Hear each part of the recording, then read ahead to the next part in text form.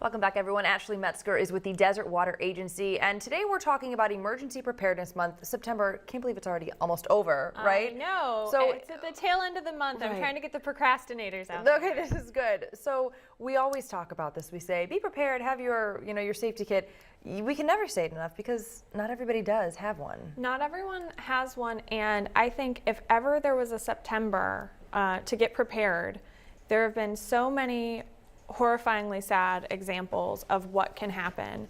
And even here in our own community, on September 9th, we had that horrible flooding, and there were people that were trapped in their trailers. There were people that almost got swept away in their cars. So it's always important to make sure that you can do all you can, at least to prepare, because you never know when disaster's coming. When we saw, the hurricanes, especially in Florida, I know a lot of people, commenting like, I can't believe people didn't leave. Like, didn't they know it was coming? And a lot of people just maybe didn't think it would affect them. Our equivalent to that is, think about all the people here in the desert that still don't have emergency kits. I mean, we live in the desert, we live on a fault line, just thinking it's not going to happen to us. I mean, this really is a wake-up call. We should just be ready. I mean, why not, right? Yes, and there are some simple things you can do that make a big difference, and storing food and water are certainly among them.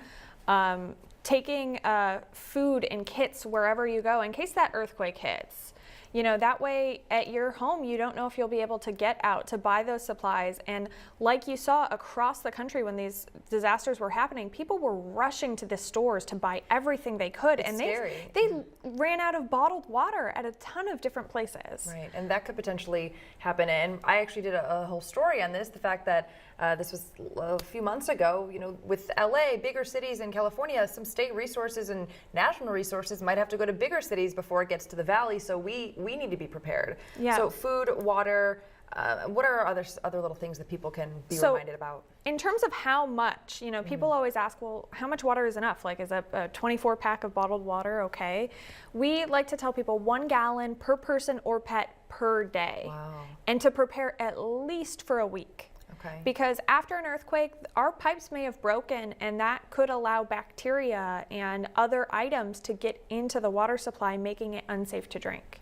And like you said, not just earthquakes, there's the flooding, there's widespread power outages. I mean, we've seen some of these things, potentially happen. So it's not too far off the realm of possibility for what we could experience here. You're right. And, it's not fun to be talking about such negative things, but it's really important. And make sure your family has a plan, that you have an out-of-state contact that you can call and check in with. And hopefully cell phones are working at that time. Radios are a great resource too. And I want to add to that, microchipping your pets, because we've seen so many pets get lost from their owners, and they sadly don't get reunited at all. So be safe and take care of your pets as well. Thanks so much, Ash.